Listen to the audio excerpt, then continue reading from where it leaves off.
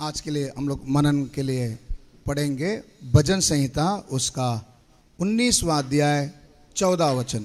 भजन संहिता 19वां अध्याय 14 वचन। सैम्स 19 उसका 14 वर्स।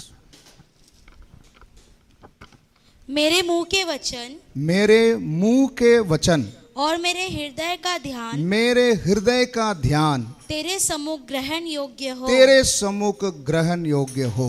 प्रार्थना करें। प्यारे प्रभु, आज आपने हमारे लिए दिया हुआ इस वचन के लिए प्रभु आपको धन्यवाद। इसमें से प्रभु जी हमारे एक को समझने जैसा आप हमसे वार्तालाप कर प्रभु। वचन को हमें आनंद के साथ प्रभु जी सुनकर ग्रहण करके फल लाने के लिए प्यारा पवित्र परमेश्वर हमारे जीवनों में आज कार्य करे, हमसे बातें करे प्रभु। आपके पवित्र हाथों पर सौंपते हैं। पवित्र आत्मा हमारी अगुवाई कर, यीशु मसीह के पवित्र नाम से मांगते पिता, आमीन। भजन संहिता 19 का 14 दोबारा पढ़ेंगे।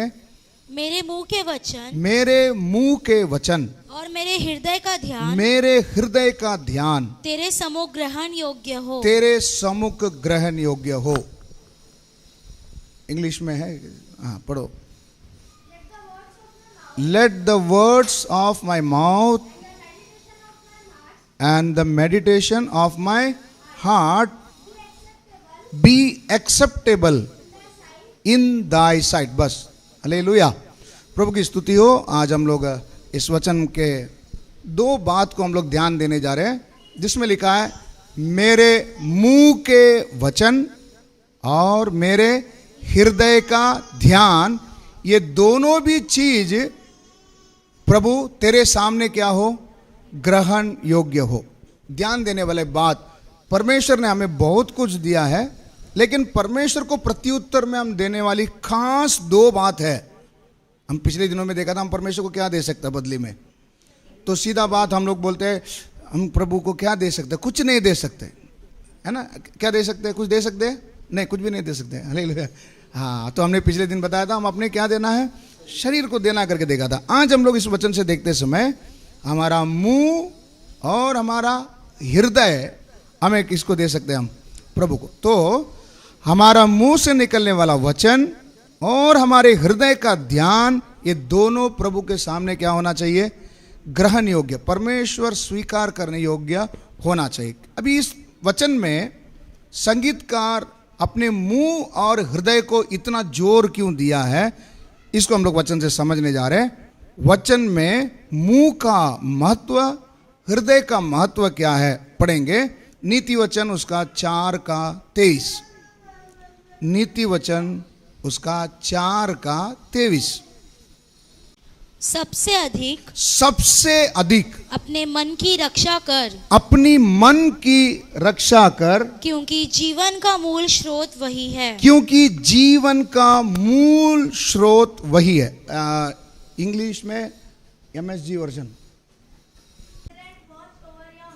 Keep spelling vigilant, keep vigilant, watch over your heart, that's where life starts. अगर हम लोग इसको इंग्लिश वर्जन में इसमें हम पढ़ते समय में सबसे अधिक मतलब हमारी ज़िंदगी में कई चीज़ों की हमें चौकसी रखना है ना, कई चीज़ों का ध्यान रखना पड़ता है, कई चीज़ों को संभालना पड़ता है।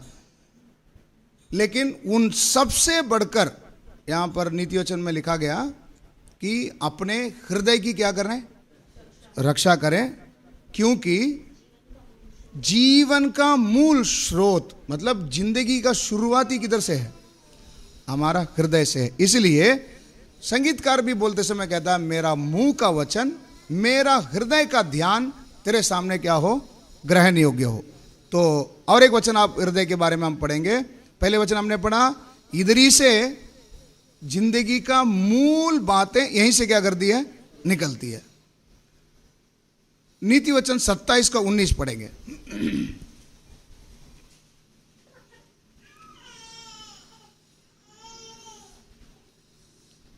नीति वचन 27 का 19। जैसे जल में मुख की परछाई, जैसे जल में देखते समय में हमारा मुख का परछाई दिखता है, मुख को प्रकट करती है, वो परछाई मेरा मुख को प्रकट करता है, वैसे ही मनुष्य का मन मनुष्य का मन मनुष्य को प्रकट करता है। मनुष्य को क्या करता है? प्रकट करता है। मतलब एक मनुष्य क्या है, कौन प्रकट करता है?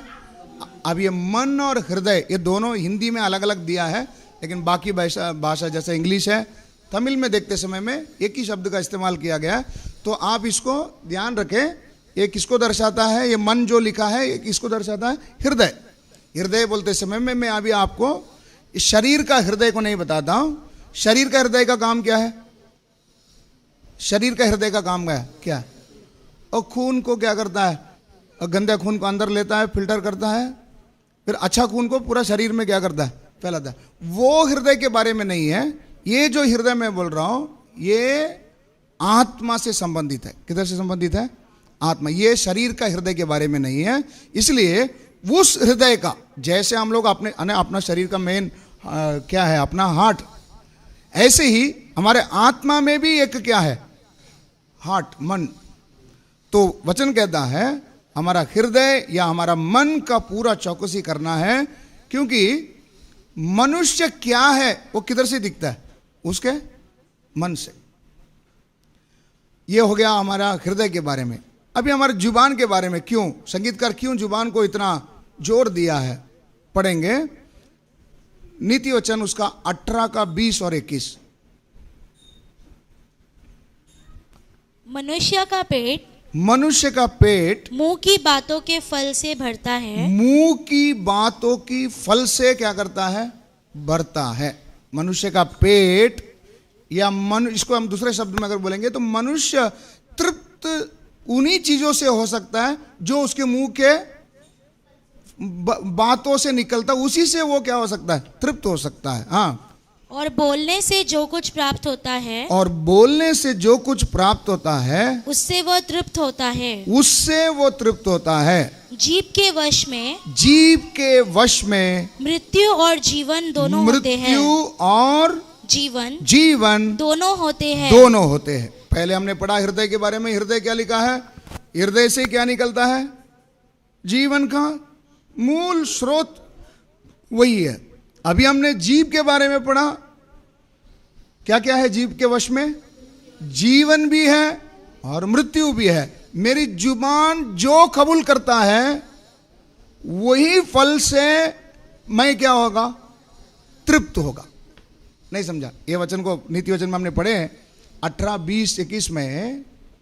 जुबान का वश में ही क्या है? मृत्यु और जीवन है।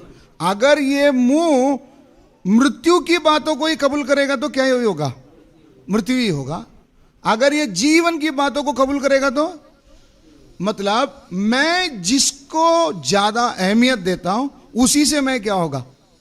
तृप्त होगा। मतलब मैंने जो बोल दिया वो वैसा ही क्या करेगा?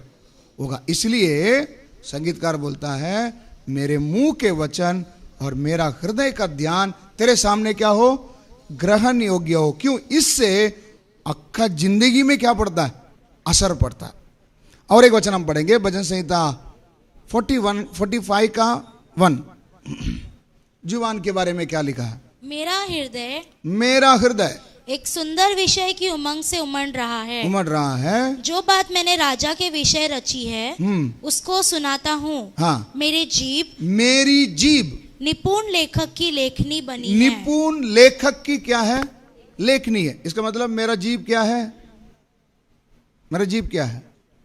ये लिखने वाला एक क्या है? पेन है। मतलब मेरे जीभ से मैंने जो लिखा वही होगा। हालेलुया। मेरे जीभ से मैंने जो लिखा वही मेरे जीवन में क्या करेगा? होगा। इसलिए मेरा हृदय और मेरा जुबान ये दोनों परमेश्वर के सामने क्या होना चाहिए? ग्रहण योग्य होना चाहिए। क्योंकि इसी के वश में मृत्यु भी है, इसी के वश में क्या है? जीवन है। जीवन का मूल स्रोत हृदय ही है। अभी हम देखेंगे हृदय और जुबान का लिंक क्या है। ये दोनों कैसे एक दूसरे से जुड़े हुए हैं पढ़ेंगे। लूका 6 का 45। लूका 6 का 45, 6 का 45। भला मनुष्य अपने मन के भले भंडार से, किधर से? मन के भले भंडार से भली बातें निकालता है, भली बातें निकालता है। और बुरा मनुष्य अपने मन के बुरे भंडार से, अपने मन की बुरे भंडार से बुरी बातें निकालता है, बुरी बातें निकालता है। इसका मतलब जुबान से जो कुछ निकलता है ये किसको दर्शाता है? मेरे जुबान से जो भी बात निकलती है ये किसको दर्शाता है? फिर एक बार वचन को पढ़िए। भला मनुष्य अपने मन के भले भंडार से, मन के अंदर की भले भंडार से भली बातें निकालकर, अच्छा मनुष्य क्या निकालता है? अपने अच्छे मनुष्य मन के अंदर से अच्छी बातें क्या करता है? निकालता है। और बुरा मनुष्य अपने मन के बुरे भंडार से, बुरा मनुष्य का मन भी क्या है? बुरा है, इसलिए बुरे भंडार से, उसके बुरा भंडार से बुरे बातें निकालता है। मुंह से क्या ही निकलेगा? तो मतलब मन और जुबान दोनों एक दूसरे से क्या है? जुड़े हुए हैं। मुंह से क्या निकलता है इससे हम पहचान सकते हैं इसका मन क्या है।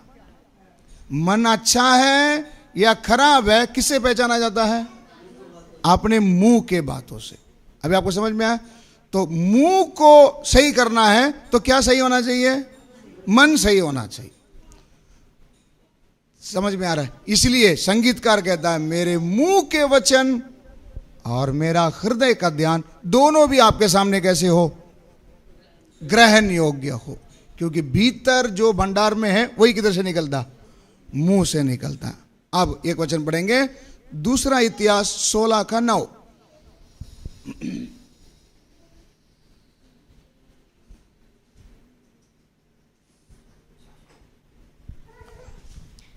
देख यहोवा की दृष्टि सारी पृथ्वी पर इसीलिए फिरती रहती है, सारे सृष्टि में इसीलिए फिरते रहती है कि जिनका मन उसकी ओर निष्कपट रहता है, जिनका मन उसके ओर निष्कपट रहता है, उनकी सहायता में वह अपनी सामर्थ दिखाए। वो अपनी सामर्थ को क्या करे?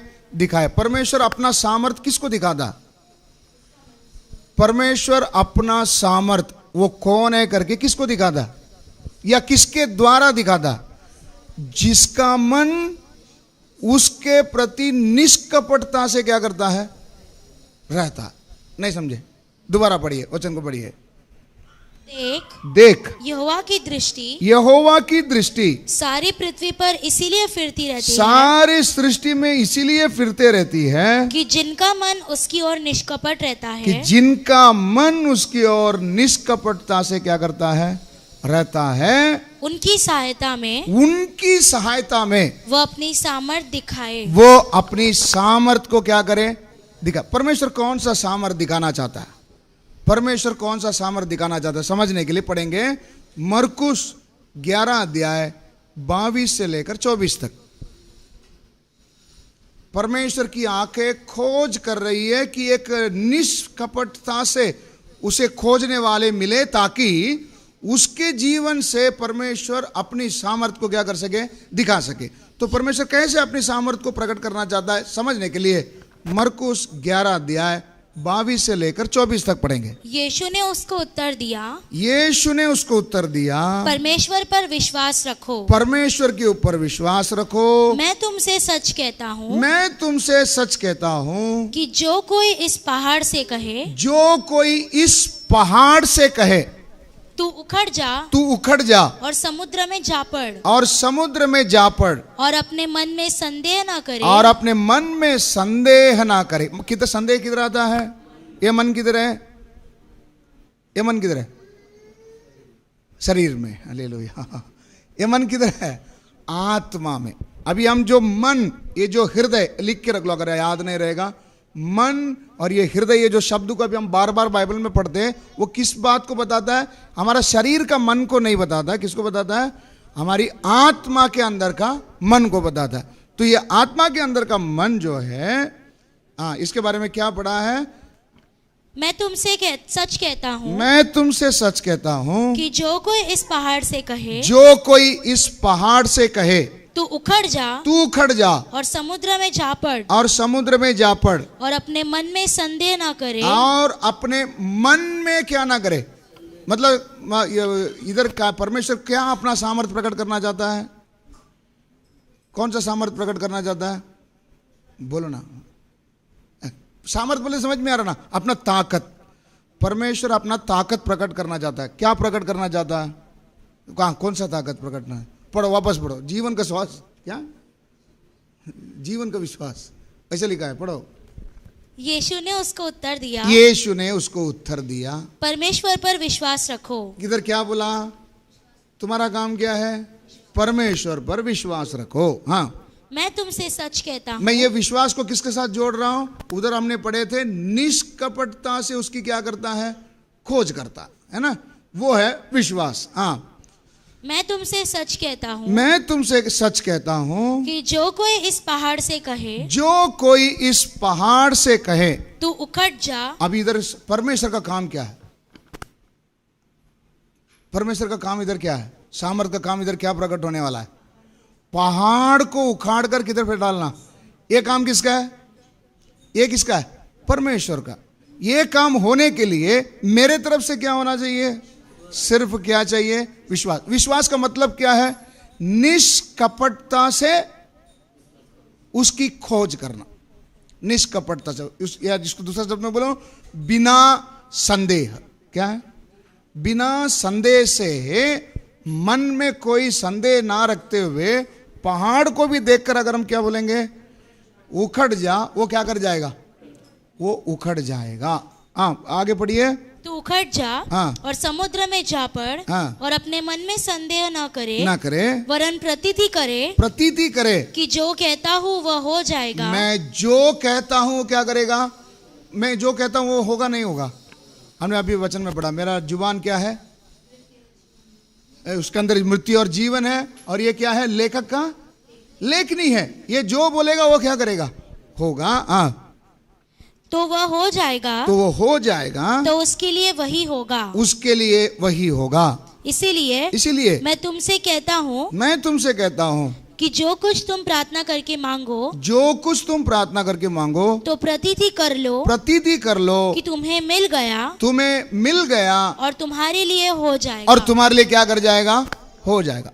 इस वचन को पढ़ते समय में बड़ा बात लिखा गया है, पहाड़ को उखाड़ कर किधर गिर जा? समुद्र में गिर जा। इस वचन को अगर हम थोड़ा बैठकर ध्यान करेंगे तो हम बोलेंगे ऐसा तो कभी होने की संभावना है ही नहीं, क्योंकि ऐसी चीज हमने कभी क्या नहीं किया, देखा ही नहीं है। ये मेरे से संभव नहीं है। लेकिन यीशु कहता है ये संभव है। ऐसा करने के लिए क्या करना पड़ेगा? सिर्फ क्या करना है? विश्वास। तो हम बोलेंगे मैं तो क्या करता हूं? मैं तो विश्वास करता हूं। वचन पर विश्वास करते हैं हम, जरूर बोलते हैं क्या करता हूं? विश्वास करता हूं। लेकिन मेरे जीवन में ऐसा पहाड़ उखड़ने जैसा कोई अद्भुत काम नहीं हुआ। इसका मतलब क्या है? मेरे अंदर निष्कपटता से विश्वास नहीं है। नहीं समझ रहे? नहीं समझ रहे? विश्वास करने वालों में ये सारे चिन्ह क्या करेंगे? तो एक भी चिन्ह मेरे अंदर नहीं दिखाई दे रहा है, इसका मतलब क्या है? क्या है?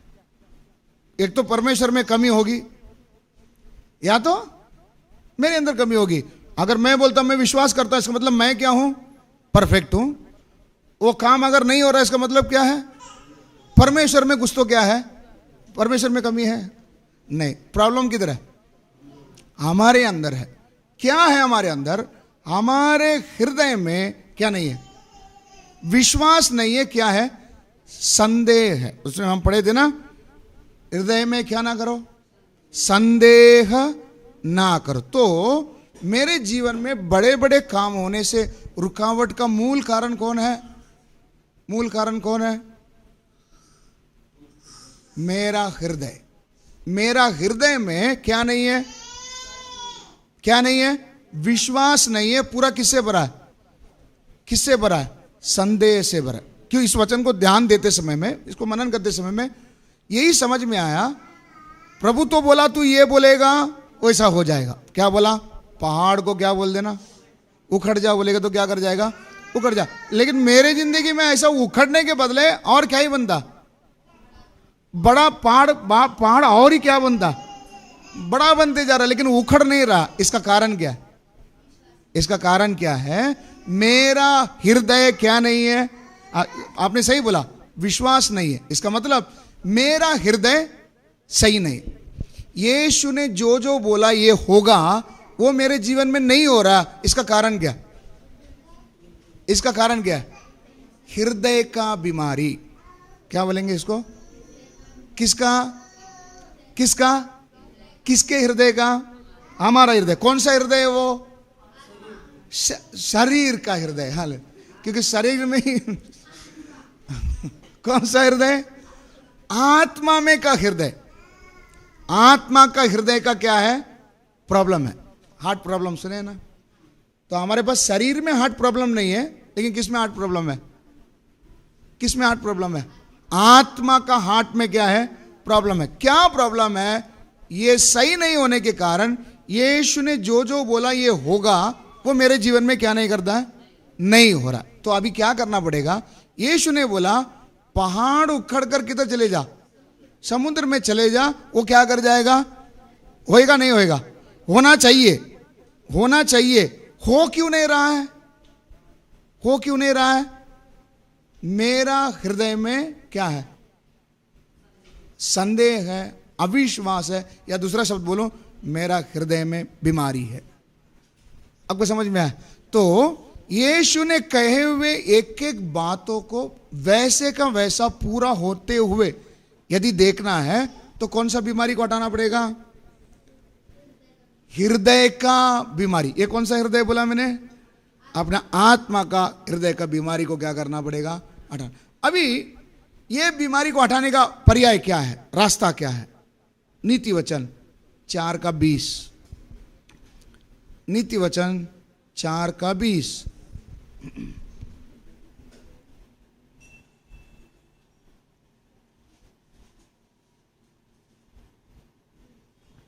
हे मेरे पुत्र, हे मेरे पुत्र, मेरे वचन ध्यान करके सुन। मेरे वचन को तू क्या करना? देखो अभी हमको मेरा हार्ट में क्या है? जो जो विश्वास करते मेरे हार्ट में प्रॉब्लम है, विश्वास करते नहीं करते? कैसे मालूम पड़ा आपका हार्ट में प्रॉब्लम है? मेरे हार्ट में प्रॉब्लम है, कैसा मालूम पड़ा? हाँ, इधर सुनो, मेरा हार्ट में प्रॉब्लम है, कैसा मालूम पड़ेगा? यीशु ने जो जो बोले हुए बात मेरे जीवन में क्या नहीं कर रहा है? पूरा। उदाहरण के लिए, किसी भी बीमारों के ऊपर क्या रखो? हाथ रखो, वो क्या हो जाएगा? चंगा होगा। यीशु ने बोला नहीं बोला? ये वचन किसके लिए बोला? अपने घर में के बीमार लोग को हाथ रखने के लिए। हाँ, किसके लिए? अन्य। समझ में आया? मतलब शायद ये किधर नहीं चलेगा, कलीसिया के अंदर नहीं चलेगा ये दवाई। ये दवाई किधर नहीं चलेगा? कलीसिया के अंदर नहीं चलेगा। ये दवाई किधर? तुम बाहर किधर जाते समय किसी के ऊपर भी क्या रखो? हाथ रखो, क्या हो जाएगा? चंगा हो जाएगा। मेरे से हो रहा है क्या? मेरे से हो रहा है क्या? हो रहा है। मैंने किसी को हाथ रखा, चंगा हुआ? चंगा हुआ या उसका बीमार और ही बढ़ गया? समझ में आ रहा है? मैं किसी के सर पे हाथ रखता या किसी के बीमार के ऊपर मैं हाथ रखता, वो चंगा हो रहा है नहीं हो रहा है? मैं क्यों आपको पूछ रहा हूं? मेरे हार्ट में बीमार है या नहीं, आज अभी हमको क्या करना है? चेक करना है। क्योंकि यीशु ने कई बात बोला कि होगा, लेकिन वैसा मेरे जीवन में क्या नहीं कर रहा है? हो नहीं रहा है। उल्टा ही क्या कर रहा है?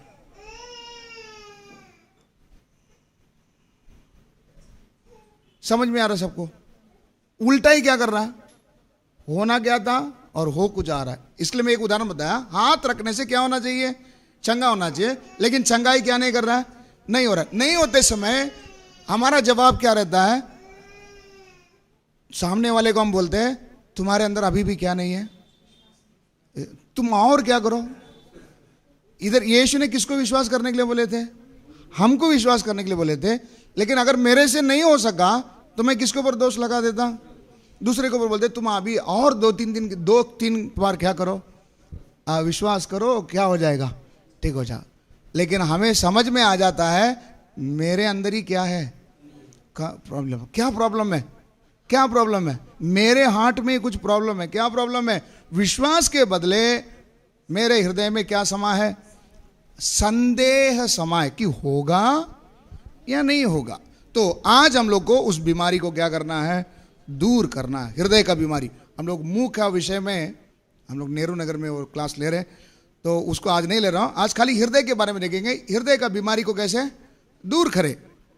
तो पढ़ेंगे नीति वचन उसका 4:20। हे मेरे पुत्र, हे मेरे पुत्र, मेरे वचन ध्यान धर के सुन। सबसे पहला काम क्या करना है? वचन को क्या करना? ध्यान धर के सुन। ध्यान धर के, इसका मतलब बहुत ध्यान से इसको क्या कर? सुनना। दूसरा लैंग्वेज में रखा है ना, हिंदी, हाँ वो भी निकाल के रखना। हाँ, और अपना कान मेरी बातों पर लगा। पहले क्या कर? मेरे वचन को ध्यान से क्या कर? सुन। सुनकर अपनी कान को मेरी ओर क्या करना? लगा। आगे 4:20 में इतना ही है। हाँ, आगे हाँ, इनको अपनी आंखों की ये अगला वचन है क्या? हाँ। अच्छा, मैंने नंबर लिखने में गलती किया। ठीक है। हाँ, पहले क्या करना? मेरे वचन को तू क्या कर? ध्यान लगा कर क्या कर? तो सुन। दूसरा, अपनी कान मेरी बातों पर लगा। तीसरा, इनको अपनी आंखों के ओट न होने दे। आंखों से क्या होने न मत दे? ओंठ ना होने दे। मतलब उसको अपने आंखों के बीच में से ओझल या उसको गायब होने ना दे। वरण अपने मन में धारण कर। इसको किधर रख बाद में? हाँ, मन में कब पहुंचेगा ये? पहले उसको ध्यान पूर्वक क्या करना? ध्यान पूर्वक सुनने का मतलब क्या है? समझ में? ध्यान देने का मतलब क्या है? बार बार उसको क्या करना? रिवाइज करना। रिपीट करते समय में ये किधर जाएगा? पहले ध्यान करना, फिर क्या करना? मेरे वचन की ओर कान लगाना, और इसको हमेशा किधर रखना? माथे के बीच में। इसका मतलब क्या है? हमेशा इसको याद रखना। करते समय में ये वचन किधर चला जाएगा? किधर चला जाएगा? हृदय, मन में रह जाएगा। आगे, क्योंकि हाँ, जिनको वे प्राप्त होती है, अब ये जिनको प्राप्त हुई, वे उनके जीवित रहने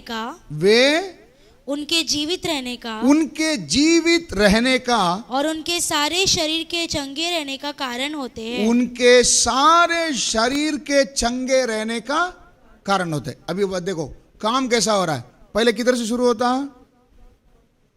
परमेश्वर का वचन को क्या करना? ध्यान लगाना। फिर उसको क्या करना? सुनना। उसको हमेशा किधर रखना? अपने माथे के बीच में, यानी टीका के समान उसको किधर रखना? माथे के बीच में रखते समय में ये किधर रहेगा? मेरे मन में रहेगा। मन में रहने के कारण अभी इसका जो बेनिफिट मिल रहा है, इसका जो फायदा मिल रहा है, ये क्या होगा? फायदा में जीवित रहने का और शरीर चंगा रहने का कारण होगा। अभी समझ में आ रहा है?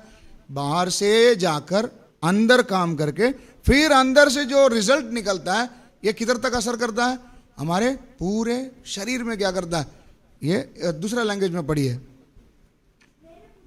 मेरे पुत्र, मेरी बातें ध्यान से सुन, मेरी वचनों की ओर कान दे। ये तेरे आंखों से, हाँ, तेरे नजर से, तेरे आंखों से ओझल ना हो। इनको अपने हृदय में धारण कर। हाँ, जो व्यक्ति इनको प्राप्त कर लेता है, उसको क्या मिल जाता है? जीवन मिल जाता है। वो सदा कैसा रहता है? स्वस्थ रहता। तो स्वस्थ होने का एक ही दवाई क्या है? वचन को ध्यान से सुने, उसकी ओर कान लगाए, हमेशा अपनी नजर में क्या करें? बनाए रखे। तब वो किधर रहेगा? हमारे मन में रहेगा। मन में अगर ये बस गया, ये पूरा शरीर को क्या कर देगा? चंगा कर देगा। अभी आपको समझ में आ रहा है इसका अर्थ क्या बताना चाहता हूं? परमेश्वर का वचन क्रिया में कैसे आता। यहां पर हमने पढ़े मरकुस में, तुम इस पहाड़ को देखकर क्या बोलो, उखड़ जाओ, वो क्या हो जाएगा, ये उखड़ जाएगा। अभी समझ में आ रहा है ये क्रिया में आना। कैसे क्रिया में आएगा? पहले ये वचन किधर जाएगा, हमारे कान में, फिर इसको हम क्या करेंगे, ध्यान से सुनेंगे, मनन करेंगे, फिर हमारे आंखों से ओझिल होने नहीं देंगे, हृदय में बसाए रखेंगे। इसका प्रतिफल क्या है? जीवित रहना और स्वस्थ हो जाना। इसको और समझने के लिए हम लोग पढ़ेंगे मरकुस 7 अध्याय 1 से लेकर हम धीरे धीरे पढ़ेंगे। मरकुस 7 का 1 से लेकर हम पढ़ेंगे। तब फरीसी और कुछ शास्त्री जो यरूशलेम से आए थे, फरीसी और शास्त्री के बारे में डिटेल बाद में हम लोग देखेंगे। कल इतना समझो, ये लोग वचन को या व्यवस्था को अच्छे रीति से क्या करते हैं, जानते हैं, और ये लोग इसको रख के नया कानून क्या करते हैं, बनाते हैं। तो उनमें से कुछ लोग यहां पर आए थे। तब फरीसी और कुछ शास्त्री हाँ। जो यरूशलेम से आए थे उसके पास इकट्ठे हुए। हाँ। और उन्होंने उसके कुछ चेलों को हाँ। अशुद्ध अर्थात बिना धोए हाथों से, अभी ये लोग इकट्ठे हुए और ये यीशु के चेलों में के कुछ कमियों को क्या कर रहे हैं, ढूंढ रहे। क्या कमी ढूंढ रहे हैं कि चेले बिना धोए हाथों से रोटी खाते देखा। मतलब ये शास्त्री और फरीसी किस पर ज्यादा ध्यान देते? शारीरिक रूल्स एंड रेगुलेशन, नहीं समझ में, शारीरिक सामाजिक शुद्धता को क्या करते, ज्यादा जोर देते। क्या है, हमारे पूर्वजों से कुछ नियम है कि खाना खाने से पहले क्या करें, लेकिन तुम्हारा चेला क्या नहीं करता। मतलब जब इसने बिना हाथ धोए खाना खा लिया तो इसने बड़ा क्या कर दिया, पाप कर दिया। क्योंकि हमारे पूर्वज जिस बात को मानते आ रहे हैं उसको ही तुम्हारे चेले ने क्या कर दिया। इसको समझने के लिए आगे पढ़ेंगे। क्योंकि फरीसी और सब यहूदी पूर्वजों की परंपरा पर चलते हैं। सारी शास्त्री और क्या लिखा, सब यहूदी और फरीसी पूर्वजों की परंपरा पर चलते हैं। मतलब शास्त्री और ये फरीसी, ये सदुकी, ये लोग किसको ज्यादा जोर देते हैं? पूर्वजों की परंपरा को ज्यादा जोर देते हैं। आगे, और जब तक भली बाती हाथ नहीं धो लेते तब तक नहीं खाते। वाह, उनका पूर्वज ऐसे करते हैं। आगे, और बाजार से आकर, अगर लोग बाजार गए तो बाजार से आकर सबसे पहले क्या करते हैं, जब तक स्नान नहीं कर लेते तब तक नहीं खाते। हाँ, अगर बिना स्नान के अगर खा लिया तो वो बड़ा पाप है। क्यों पाप है? पूर्वजों को बातों को क्या नहीं किया, नहीं माना। तो शास्त्री और फरीसी किस चीज के ऊपर ज्यादा नजर रखते हैं? पूर्वजों का जो विधियों को अगर किसी ने पालन नहीं किया तो उन्होंने ईश्वर के कानून को तोड़ने के जैसा उसको क्या कर देते, समझते थे। आगे, और बहुत सी अन्य बातों से जो उनके पास मानने के लिए पहुंचाई गई है, जैसे कटोरों और लोटों, कटोरा, लोटा और तांबे के बर्तनों को धोना मांजना। उन बर्तनों को भी क्या करना, धोना मांजना। इसीलिए उन फरीसियों और शास्त्रियों ने उससे पूछा, तेरे चेले क्यों पूर्वजों की परंपराओं पर नहीं चलते? ये पहला क्वेश्चन किसके पास, यीशु के पास, कि तेरे चेले, तू उत्तम गुरु है, तू रब्बी है, तेरे से सीखने वाला ये चेले हाथ धोए बगैर क्यों नहीं खाना खाते, क्यों खाना खाते, क्यों नहाए, बाजार को जाके आकर नहाए बगैर कैसे ये लोग क्या करते? ये लोग हमारे पूर्वजों की परंपरा को क्या कर रहे हैं, तोड़ते हैं। इतना बड़ा अपराध कर रहा है लेकिन आप कुछ क्या नहीं कर रहे।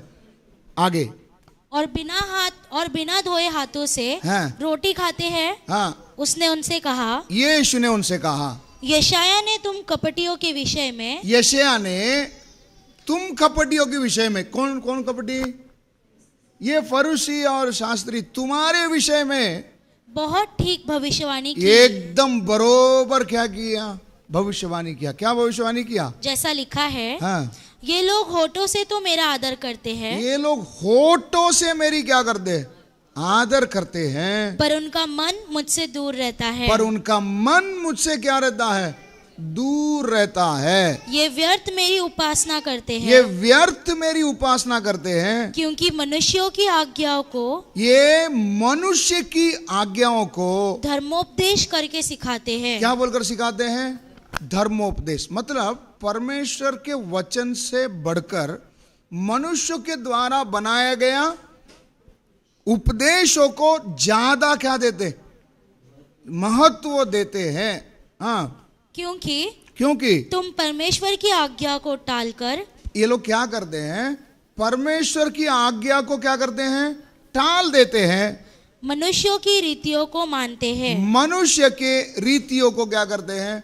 मानते हैं। उसने उनसे कहा, हाँ, उसने उनसे कहा, तुम अपनी परंपराओं को मानने के लिए, तुम अपने परंपराओं को मानने के लिए परमेश्वर की आज्ञा कैसी अच्छी तरह टाल देते हो। अच्छे से तुम किसको टाल देते हैं? परमेश्वर की वचन को टाल देते हैं। क्योंकि मूसा ने कहा है, मूसा ने कहा है, अपने पिता और अपने माता का आदर कर, हाँ, और जो कोई पिता व माता को बुरा कहे वह अवश्य मार डाला जाए। हाँ। परंतु तुम कहते हो कि यदि कोई अपने पिता व माता से कहे, जो कुछ तुझे मुझसे लाभ पहुंच सकता था वह कुर्बान अर्थात हाँ। संकल्प हो चुका, हाँ, तो तुम उसको अपने पिता हाँ, व उसकी माता की कुछ सेवा करने नहीं देते। हाँ, इस प्रकार हाँ। तुम अपनी परंपराओं से, हाँ। जिन्हें तुमने ठहराया है, हाँ। परमेश्वर का वचन टाल देते हो, हाँ। और ऐसे ऐसे बहुत से काम करते हो। हाँ। इधर मुख्य तो यीशु क्या बोल रहे हैं? तुम परंपराओं को निभाने के लिए वचन को क्या कर देते? टाल देते। नहीं समझ में आ रहा? परंपराओं को निभाने के लिए परमेश्वर का वचन को क्या कर देते? टाल देते। ऐसे करने वाले शास्त्री और फरीसी को देखकर यीशु ने कहा, तुम्हारे बारे में सही रीति से भविष्यवाणी हुई कि तुम सिर्फ किससे मेरी स्तुति करते हो? होठों से। मतलब परंपराओं को ज्यादा अहमियत देकर वचन को इज्जत नहीं देंगे तो वो किसको समान है? किसके समान है?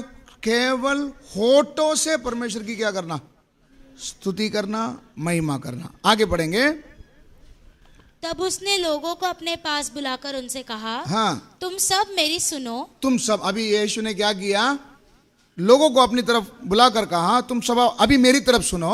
इतने दिन किसके सुनते थे? इतने दिन किसके सुनते थे? फरीसी और सदुकियों। फरीसी और सदुकी क्या सिखाते? क्या सिखाते? पूर्वजों की परंपराओं को सिखाते। मतलब एक धर्म भी क्या सिखाती है? धर्म भी क्या सिखाती है? पूर्वजों की क्या सिखाती है? परंपराओं को सिखाती है। तो परंपरा नंबर 1 नहीं है। नंबर 1 क्या है? परमेश्वर का आज्ञा, परमेश्वर का वचन। हाँ, अभी यीशु ने बोला इतने दिन उनके सुन रहे थे ना, अब मेरी सुनो। क्या? और समझो। और क्या करो? समझो। ऐसी कोई वस्तु नहीं, ऐसी कोई वस्तु नहीं है जो मनुष्य में बाहर से समाकर, जो मनुष्य के में बाहर से समाकर उसे अशुद्ध करे। है ना? इधर मेन मुद्दा क्या था? लोग क्या बोल रहे थे? फरीसी सदुकी क्या बोल रहे थे? तुम्हारा चेले हाथ नहीं धोते हैं और क्या करते हैं? खाना खाते हैं। इसके कारण से बाहर की सारी अशुद्धता किधर चली जाती है? अंदर चली जाती है। तब यीशु ने कहा ऐसी कोई वस्तु नहीं है जो मनुष्य में बाहर से समाकर, जो मनुष्य में बाहर से जाकर समाकर उसे अशुद्ध करे। हाँ, ऐसा कोई भी चीज नहीं है जो बाहर से अंदर जाकर उसको क्या कर सकता है? अशुद्ध कर सकता है। हाँ, परंतु जो वस्तुएं मनुष्य के भीतर से निकलती है, लेकिन जो वस्तुएं मनुष्य के भीतर से निकलती है वे ही उसे अशुद्ध करती है। वे ही उसे अशुद्ध करती है। यदि किसी के सुनने के कान हो, यदि किसी के सुनने के कान हो तो वह सुन ले। वह सुन ले। जब वह भीड़ के पास से घर में गया हाँ तो उसके चेलों ने इस दृष्टांत के विषय में उससे पूछा। हाँ उसने उनसे कहा, हाँ, चेले उसके बारे में और गहराई से पूछने लगे। हाँ, तब उसने कहा, क्या तुम भी ऐसे नासमझ हो? तुम भी क्या हो? तुम भी नहीं समझ रहे, वो लोग भी नहीं समझ रहे। हाँ, क्या तुम नहीं समझते हाँ, कि जो वस्तु बाहर से मनुष्य के भीतर जाती है बाहर से जो भी वस्तु मनुष्य के भीतर में जाती है वह उसे अशुद्ध नहीं कर सकती, वो उसे अशुद्ध नहीं कर सकती, क्योंकि वह उसके मन में नहीं क्योंकि वह उसके मन में नहीं जाता, परंतु पेट में जाती है। वो किधर जाता है? पेट में। मतलब अभी जो मन बोल रहे हैं, ये मन किधर है? वापस बोलो, शरीर में है, किधर है? ये आत्मा के अंदर का मन के बारे में बता रहे। ये आत्मा के अंदर का मन इतना इंपॉर्टेंट है, इसको इतना सुरक्षित संभालना जरूरी है। उसको समझाने के लिए यहां पर कहा गया, बाहर से कोई बात जाकर मनुष्य का मन को क्या नहीं कर सकता है? खराब नहीं कर सकता। क्यों? यीशु ने ऐसा क्यों बोला? फरीसी और शास्त्री हमेशा बाहर का ही बात करते, नहीं समझ में? कैसा रहने का, कैसा उठने का, कैसा खाने का, कैसा पीने का, दिखने वाली बात, जो शरीर में दिखने वाली बात है, इसी के बारे में बताते समय यीशु कहता है, ये बाहर से जो जाता है ये मनुष्य को क्या नहीं करता? अशुद्ध नहीं करता है। सबसे पहले क्लीन करने वाला चीज कौन सा हो? हमारा मन हो। आगे, क्योंकि हाँ, वह उनके मन में नहीं, मन में, बाहर से जाने वाले चीज मन में नहीं जाता है, परंतु पेट में जाती है, पेट में जाती है और मल में निकल जाती और है। मल से निकल जाती है। यह कहकर उसने सब भोजन वस्तुओं को शुद्ध ठहराया। सब भोजन वस्तुओं को शुद्ध ठहराया। फिर उसने कहा, हाँ, जो मनुष्य में से निकलता है, अभी जो मनुष्य में से निकलता है वही मनुष्य को अशुद्ध करता है, वही मनुष्य को क्या करता है? अशुद्ध करता है। क्योंकि भीतर से अर्थात मनुष्य के मन से। अभी फिर दोबारा किसके ऊपर जोर दिया गया? मन के ऊपर। पहले भी हम पढ़ते समय विश्वास किधर होना चाहिए? मन में होना चाहिए। इधर भी हम पढ़ते हैं, किसके बारे में बोला गया? मन में। हाँ, और एक बार पढ़िए उस लाइन को। क्योंकि भीतर से अर्थात मनुष्य के मन से बुरे बुरे विचार। सबसे पहला बात इधर क्या दिया गया है? बुरे। कई बात है इसमें, हम लोग ये वचन को बार बार पढ़ते हैं। इसमें सबसे इंपॉर्टेंट चीज क्या है? पहली बात यीशु ने क्या बोला? मन के अंदर से जो निकलता है यही मनुष्य को क्या करता है? अशुद्ध करता है। तो मन के अंदर से क्या निकलता है?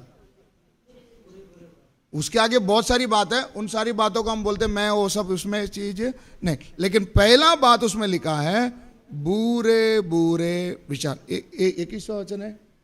हाँ, फिर एक बार पढ़ेंगे। क्योंकि भीतर से, हाँ, अर्थात मनुष्य के मन से बुरे विचार, वे विचार। बस, आगे के बात बहुत सारे। मनुष्य को अशुद्ध करने वाला सबसे बड़ी बात क्या है? पहला नंबर में क्या है? यीशु ने बोला बुरे विचार। ये विचारों को मन के अंदर लाने वाला कौन है? ये विचार को अंदर लाने वाला कौन है? कौन है? मन के अंदर लाने वाला कौन है? इसको समझने के लिए हम पढ़ेंगे प्रेरित के काम 4 का 34 से 37। अभी आपको समझना है, इसलिए आपको ये भाग पढ़ा रहा हूं। मेरे मन के अंदर है ना, अंदर से जो निकलता है ये मनुष्य को क्या करता है? अशुद्ध। तो मेरे अंदर से क्या निकलता है? क्या निकलता है? बुरे विचार। ये बुरा विचार मेरे अंदर से कैसा निकलना शुरू हुआ? पढ़ेंगे 4 का 37 से 34 से 37 पढ़ेंगे। उनमें कोई भी दरिद्र न था। ये प्रेरितों के समय में कलीसिया की स्थिति यह थी। कलीसिया में विश्वासियों में कोई भी क्या नहीं था? क्यों दरिद्र नहीं था? क्योंकि जिनके पास भूमि या घर थे, वे उनको बेच बेच कर बिकी हुई वस्तुओं वस्तुओं का दाम लाके और उसे प्रेरितों के पांव पर रखते थे। उसे प्रेरितों के पांव पर क्या करते थे? रखते थे। और जैसे जिसे आवश्यकता होती थी। बस इधर आप इस वचन को कितना अध्याय है? 4 अध्याय। घर में जाकर पहले अध्याय से लेकर 3रा अध्याय तक पढ़ के देखना।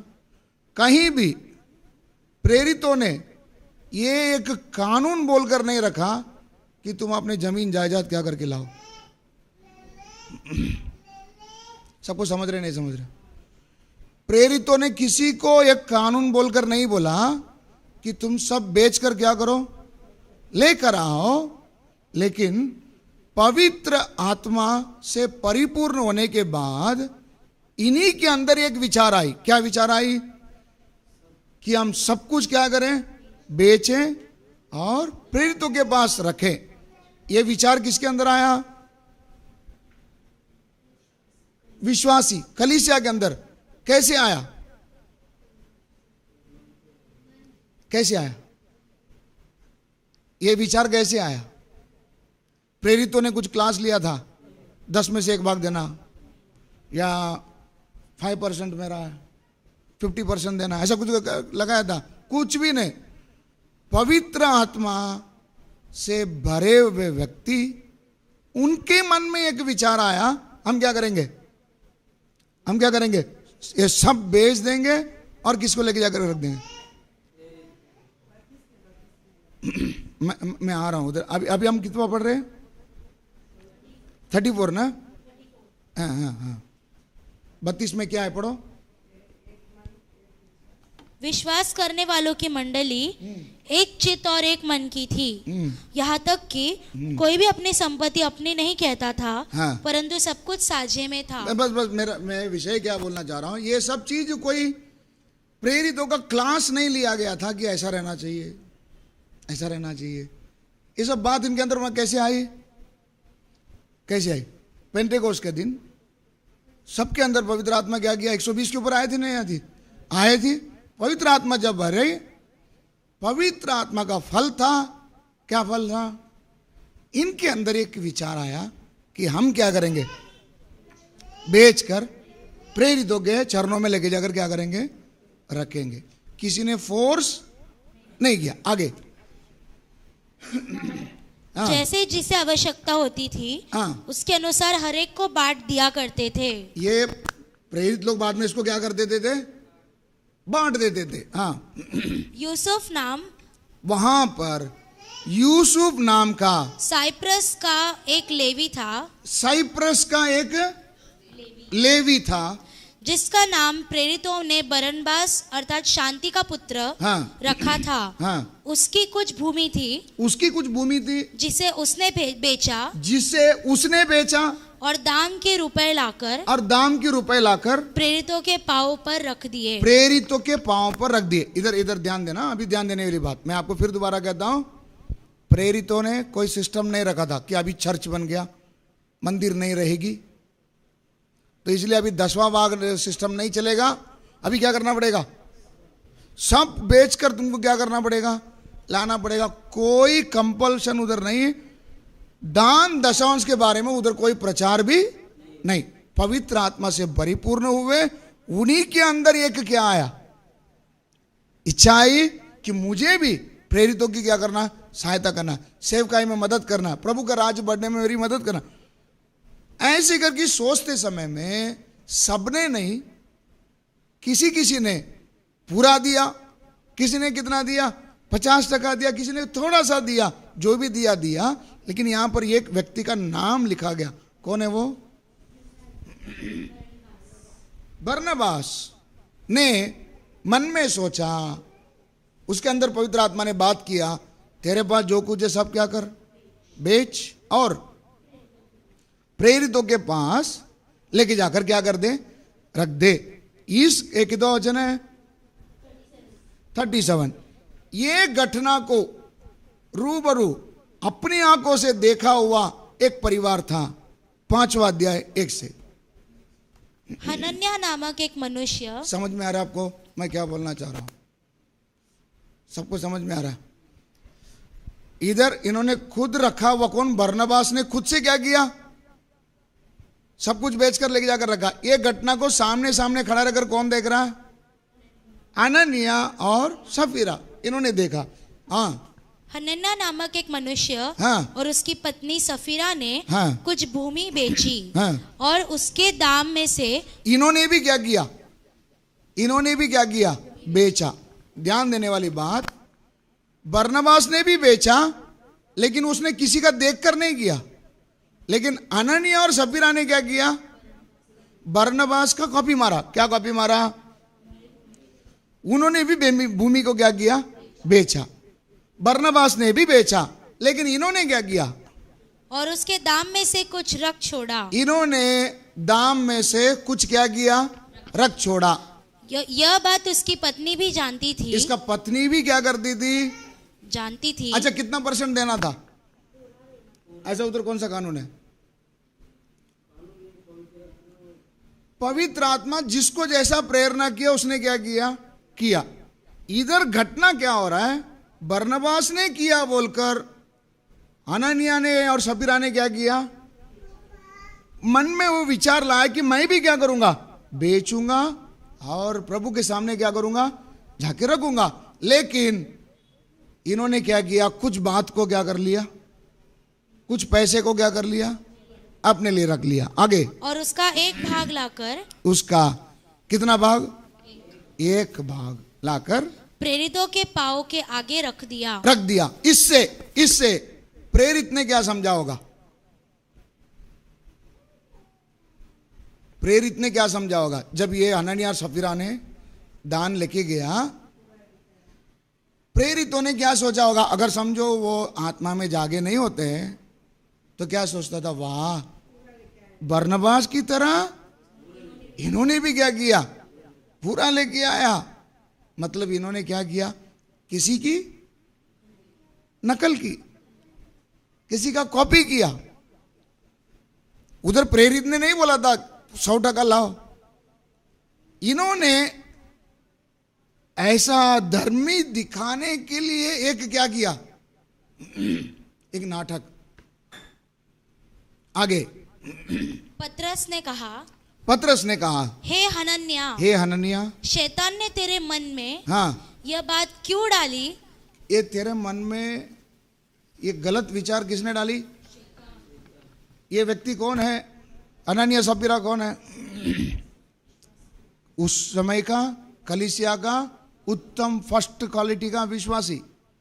मतलब शैतान न केवल अन्य जातियों को परंतु बड़े से बड़े विश्वासियों के मन में भी क्या कर सकता? इसलिए लिखा है सबसे ज्यादा अपनी मन की रखवाली कर, क्योंकि जीवन का मूल स्रोत वही है। शैतान भी अटक करने वाला मेन जगह कौन सा ही है? मन ही है। इधर भी देखते समय हनन्याह सफीरा को एक्टिंग करने का एक डायग्राम किसने बता के दिया? किसने बता के दिया? समझ रहे नहीं? जिसने समझा जवाब देंगे। एक डायग्राम दिया, तू भी क्या कर? बरनबास की तरह लेके जाकर क्या कर? रख दे। प्रेरित को मालूम नहीं बढ़िया, क्योंकि उसने भी 100% रखा, विश्वास कर लेगा। इसने भी क्या किया? ऐसे विचार तेरे मन में किसने लाई? वापस पढ़ियो लाइन को। पतरस ने कहा, हे हनन्याह, शैतान ने तेरे मन में यह बात क्यों डाली कि तू पवित्र आत्मा से झूठ बोले? हाँ, झूठ बोलने के लिए हनन्याह सफीरा के मन में बात किसने डाली? शैतान ने डाली। हाँ, और भूमि के दाम में से कुछ रख छोड़े हैं। जब तक वो तेरे पास रही, जब तक वो जमीन तेरे पास था, क्या तेरी न थी? वो भी तेरा ही था। और जब बिक गई, जब तूने उसको बेच दिया, तो क्या तेरे वश में न थी? तभी भी वो तेरा ही पास था। तूने यह बात अपने मन में क्यों विचारी? लेकिन तूने मन में तू क्या सोचा? अच्छा सोचा, बुरा सोचा? मैं क्यों ये वचन को लिया? भीतर से जो निकलती है वही मनुष्य को क्या करता है? तो मन में से क्या निकलता है? बुरे बुरे विचार। उसका बारे में मैं इधर बता रहा हूं। बुरे बुरे विचार। कौन सा बुरा विचार? कौन सा बुरा विचार? हनन्याह सफीरा ने कौन सा बुरा विचार किया? नकल करना। सामने क्या पेश होना, सामने क्या पेश होना, धर्मी। मैं भी उनके जैसा ही क्या करता हूं, रहता हूं, सब कुछ करता हूं। इसलिए यीशु ने भी शास्त्री और फरीसी से बोला, दिखावे के लिए परंपराओं के रीति रिवाजों को मानकर तू आकर इधर के परमेश्वर का वचन को क्या कर रहा, टाल रहा। इसलिए तुम्हारे विषय में ठीक ठीक क्या हुआ था, भविष्यवाणी हुआ था कि तुम लोग होठों से क्या कर दे, मेरा क्या कर दे, स्तुति कर दे, परंतु तुम्हारा हृदय मुझसे दूर है। हृदय मुझसे दूर है। कैसे दूर है? ये सिर्फ धर्मी होने का क्या करता है, नाटक करता है, दिखावा करता है, या किसी का क्या करता है, कॉपी करता है। ऐसों के बारे में इधर क्या लिखा है, इनके अंदर शैतान ने बुरा विचार को क्या किया है, डाला। इससे क्या समझ में आता है, अच्छे से अच्छा, पुराने से पुराना विश्वासी का मन में भी शैतान क्या कर सकता है, बुरे विचार को क्या कर सकता है। इधर बुरा विचार बोले तो क्या है, इसने कुछ गलत काम किया नहीं, क्या विचार क्या है,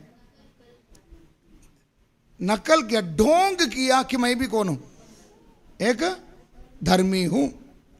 इसलिए यहां लिखा है बुरा विचार को लाने वाला कौन, शैतान। ऐसी एक घटना हम पढ़ेंगे इब्रानी 3:12। ये बुरे विचार के बारे में मैं आपको बता रहा हूं। हृदय के अंदर बुरा विचार डालने वाला कौन, शैतान। शैतान ने बुरा विचार डाला हननिया सफीरा के अंदर ढोंग करने का। हुआ क्या, नतीजा क्या, दोनों भी क्या हो गए, मर गए। अभी हम पढ़ेंगे इब्रानी 3:12। हे भाइयों, हे भाइयों, चौकस रहो, चौकस रहो कि तुम में ऐसा बुरा और अविश्वासी मन न हो। तुम्हारे अंदर कैसा मन ना हो, बुरा और अविश्वासी मन ना हो, जो तुम्हें जीवते परमेश्वर से दूर हटा ले जाए। ये मन क्या करेगी, तुम्हें जीवते परमेश्वर से क्या कर देगी, दूर हटा देगी। हाँ, वरन हाँ, जिस दिन तक, बस सीधा अभी आप उधर 13 से, अभी कितना पढ़ रहे हैं, 12, 13 से पढ़िए। वरन जिस दिन तक आज का दिन कहा जाता है, हाँ, हर दिन एक दूसरे को समझाते रहो। हाँ, ऐसा न हो कि तुम में से कोई जन पाप के छल में आकर हाँ, कठोर हो जाए। हाँ, क्योंकि हम मसीह के भागीदार हुए हैं। हाँ, यदि हम अपने प्रथम भरोसे पर हाँ, अंत तक दृढ़ता से स्थिर रहे, हाँ, जैसा कहा जाता है, यदि आज तुम उसका शब्द सुनो, हाँ, तो अपने मनों को कठोर न करो, हाँ, जैसा कि क्रोध दिलाने के समय किया था। हाँ, भला किन लोगों ने सुनकर भी क्रोध दिलाया? हाँ, क्या उन सब ने नहीं, हाँ, जो मूसा के द्वारा मिस्र से निकलते थे? हाँ, और वह 40 वर्ष तक किन लोगों से क्रोधित रहा? परमेश्वर किससे क्रोधित रहा? क्या उन्हीं से नहीं, उन्हीं से नहीं जिन्होंने पाप किया, जिन्होंने पाप किया, और उनके शव जंगल में पड़े रहे। उनके शव किधर पड़े रहे, जंगल में पड़े रहे। और उसने किनसे शपथ खाई, किससे शपथ खाई, कि तुम मेरे विश्राम में प्रवेश करने तुम न मेरे पाओगे? विश्राम में कभी प्रवेश करने नहीं पाओगे। क्या केवल उनसे नहीं, उनसे नहीं, जिन्होंने आज्ञा न मानी? जिन्होंने आज्ञा नहीं मानी। अतः हम देखते हैं कि वे अविश्वास के कारण, अविश्वास के कारण प्रवेश न कर सके। प्रवेश नहीं कर सके। इधर भी हम देखते हैं 12 वचन को दोबारा पढ़िए, 12 वचन को। हे भाइयों, चौकस रहो, चौकस रहो कि तुम में ऐसा बुरा और अविश्वास मन न हो। कौन सा मन, कौन सा मन, बुरा और अविश्वास मन, बुरा और अविश्वास मन। ये मन रखने वाला इस्राएल, जिनके साथ परमेश्वर ने शपथ खाई थी कि तू क्या करेगा, मैं तुम्हें दूध और मध बहने वाला देश में तुम्हें क्या करूंगा, ले जाऊंगा करके परमेश्वर ने उनसे क्या किया था, वायदा किया था। परमेश्वर ने वायदा किया, लेकिन ये लोग उधर क्या नहीं कर पाए, प्रवेश नहीं कर पाए। तो क्या हो गया, रास्ते में क्या हो गए, क्यों मर गए, क्यों मर गए, अविश्वास और बुरे मन के कारण। तो एक बुरा मन एक व्यक्ति को परमेश्वर के आशीष पाने से क्या करता है, दूर करता। क्या करता है? हमारा आज का विषय क्या था, मैं आज इधर समाप्त करता हूं। विषय क्या था, सबसे अधिक किसकी रखवाली कर, मन। मन को किस चीज से रखवाली करें, बुरे बातों से। बुरा बात को लाने वाला कौन? शैतान। किसके मन में लाया था? अननिया सफीरा के मन में। कैसे बुरा बात को लाया था? नकल करना, दिखावे के लिए कैसा रहना चाहिए? धर्मी। इसलिए फरीसी और शास्त्री के बारे में भी कहा गया ये भी बुरे लोग हैं। क्यों ये लोग बुरे लोग हैं? ये लोग बार बार किसको ही देखता है? पूर्वजों की परंपरा और बाहरी रूप। बाहरी रूप को क्या करता है? देखता है। तब परमेश्वर बोलता है कि तुम भी, तुम्हारे बारे में ये क्या किया? सही भविष्यवाणी किया गया। तुम लोग होठों से क्या कर दे? स्तुति कर दे। यहां पर भी हमने देखा इस्राएली का मन भी कैसा था? बुरा था और अविश्वास से भरा था। इसलिए परमेश्वर ने प्रतिज्ञा किया हुआ किसी भी चीज को उन्होंने क्या नहीं किया। तो मेरे जीवन में यीशु ने बोला कि ऐसा होगा, वो मेरे जीवन में क्यों नहीं हो रहा? क्यों नहीं हो रहा? क्या मालूम, वो परमेश्वर को ही पूछना पड़ेगा। हाँ, मेरा मन बुरा है और अविश्वास। ये बीमारी किसके मन में लगा है? किसके मन में लगा है? हमारे मनों में क्या किया? लगा। इसलिए प्रभु से आज प्रार्थना करेंगे, प्रभु फरीसी और सदूकियों का हृदय नहीं चाहिए, अननिया और सफीरा का हृदय नहीं चाहिए, और इजरायलियों की तरह हृदय मुझे नहीं चाहिए जो सिर्फ क्या करता है? दिखावा देता है। लेकिन मुझे आत्मा और सच्चाई से आपकी क्या करना? आराधना करना है, सेवा करना है, आपकी इच्छा को पूरा करना है। प्रभु से हम प्रार्थना करेंगे। Hallelujah, hallelujah. हमारा मन कैसा है? हालेलुया। प्रभु, मेरे मुंह के वचन, मेरा हृदय का ध्यान, मेरे मन में, मेरे हृदय में किस चीज को मैं हरदम ध्यान करते रहता हूं? Hallelujah, hallelujah. धन्यवाद, स्तुति हो, स्तुति हो। प्रार्थना करेंगे तो अपने दिल की गहराई से, प्रभु आज तक ढोंग किए थे मनुष्य को दिखाने के लिए। प्रभु जी, हम लोग धर्म के काम को करते थे, हमें लगा कि ये स्वीकार होगा। अननिया सफीरा ने भी सोचा शायद बरनबास की तरह हमें भी आशीष मिल जाएगी, लेकिन आशीष मिलने के बदले मौत ही पाया। इजरायली भी मन बुरा होने के कारण प्रतिज्ञा किया हुआ चीज को पाने के बजाय रास्ते में मौत को ही देखा। फरीसी और शास्त्री लंबे झग्गा पहनते थे, लंबे समय प्रार्थना करते थे, सड़कों में खड़ा रहकर प्रार्थनाएं करते थे, परंपराओं को परमेश्वर की वचनों से ज्यादा महत्व देते थे। वो सोचते थे कि हम ही अच्छे काम कर रहे हैं। हालेलुया। यीशु ने उनके बारे में कहा, तुम्हारे विषय में ठीक कहा गया। ये लोग होठों से मेरी स्तुति करते, लेकिन हृदय मुझसे दूर है। हालेलुया। प्रार्थना करेंगे, सभी जन अपने अपने लिए प्रार्थना करेंगे थोड़े समय। अगर ये वचन आपको समझ में आया हो, प्रभु सारा बीमारी मेरे हृदय के अंदर है, इस कारण से प्रभु जी आपने कहीं भी कोई भी बात मेरे जीवन में पूरा नहीं होता। आपने कहा मन में संदेह ना करो और इस पहाड़ को देखकर कहो कि उखड़ जा, वो उखड़ जाएगा। हालेलुया। आपका वचन हाँ में हाँ है। प्रभु वो पूरा नहीं होने का वजह हम लोग किसी और को बताते थे, लेकिन उसका कारण मैं खुद हूं। प्रभु धन्यवाद, धन्यवाद, धन्यवाद। Hallelujah, hallelujah, hallelujah, hallelujah, hallelujah. स्तुति हो। Hallelujah, hallelujah, hallelujah, hallelujah. धन्यवाद, धन्यवाद। स्तुति हो, स्तुति हो। Hallelujah, hallelujah, hallelujah, hallelujah. धन्यवाद। स्तुति हो, स्तुति हो, स्तुति हो। हालेलुया,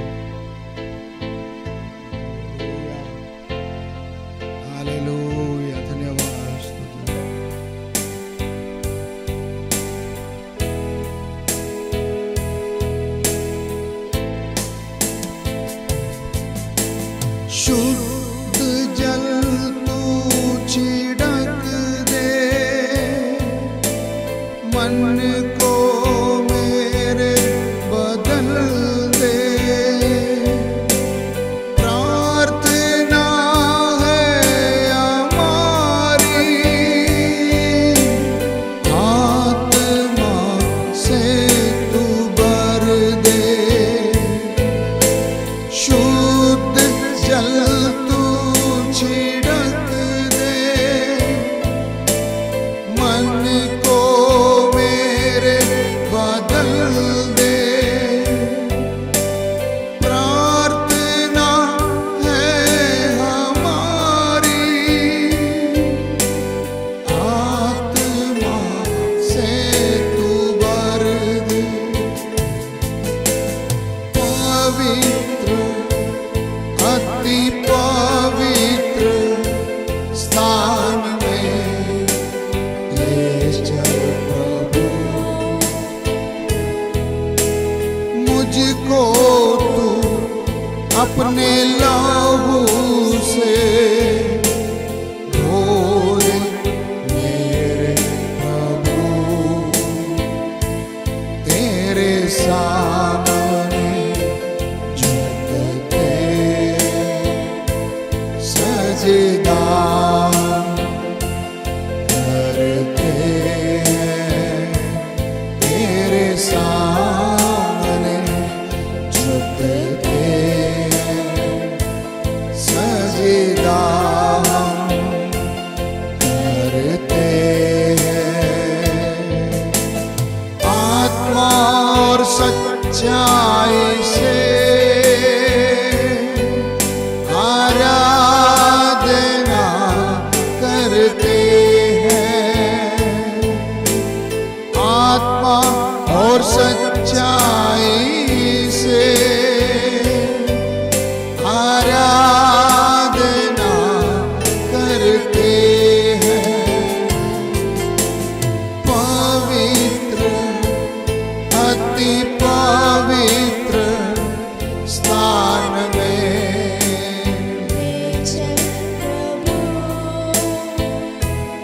ओ पवित्र अति पवित्र स्थान में ले चल प्रभु। प्रार्थना करेंगे। प्यारे प्रभु, इस रात के समय के लिए आपको धन्यवाद। थोड़े समय वचन को समझने के लिए आपने सहायता किया प्रभु। हम एक के साथ आपने व्यक्तिगत रूप से बात किया प्रभु। सारी कमी घटिया मेरे हृदय के अंदर है, जिस कारण से प्रभु छोटी छोटी वचने भी प्रभु मेरे जीवन में पूरा नहीं होता है। इस वचन को समझकर ग्रहण करके प्रभु, तेरी आंखें ऐसे लोगों की ओर देखता हुआ घूम रहा है जो निष्कपटता से तुझे चाहते हैं, ताकि उनके द्वारा तू अपने सामर्थ्य को दिखा सके। बाप, कलीसिया के लिए प्रार्थना करते हैं। एक एक भाई, एक एक बहन, एक एक बच्चे, उनके जीवन से बड़े बड़े काम प्रकट हो प्रभु। आने वाले दिनों में ऐसा ही ये वचन के मुताबिक होने के लिए हर एक की रोगों को, हृदय का रोगों को तू चंगा करने के लिए प्रभु मार्ग दिखाए। धन्यवाद कर दे। वचन की तरह अपनी कान बढ़ाए रखने के लिए मदद कर। निरंतर अपने सम्मुख पर तेरे वचनों को बनाए रखने के लिए मदद कर। हृदय में वचनों को बसाए रखने के लिए मदद कर, जिससे हम स्वयं स्वस्थ रह सकते, अनेकों को स्वस्थ कर सकते। प्रभु, ये वचन को ऐसे ही हमारे जीवन में पूरा करने के लिए मदद कर, सहायता कर। हमारे मुंह के वचन, हृदय का ध्यान तेरे सम्मुख पर ग्रहण योग्य हो। इस वचन को प्रभु जी आशीर्वादित करके दिया, धन्यवाद। कलीसिया को प्रभु जी इस वचनों के द्वारा तूने आशीषित किया, इसके लिए तुझे धन्यवाद। तेरा नाम ऊंचा होने दे। यीशु मसीह के पवित्र नाम से इस प्रार्थना को मांगते, सुन और कबूल कर पिता। आमीन। Hallelujah, hallelujah.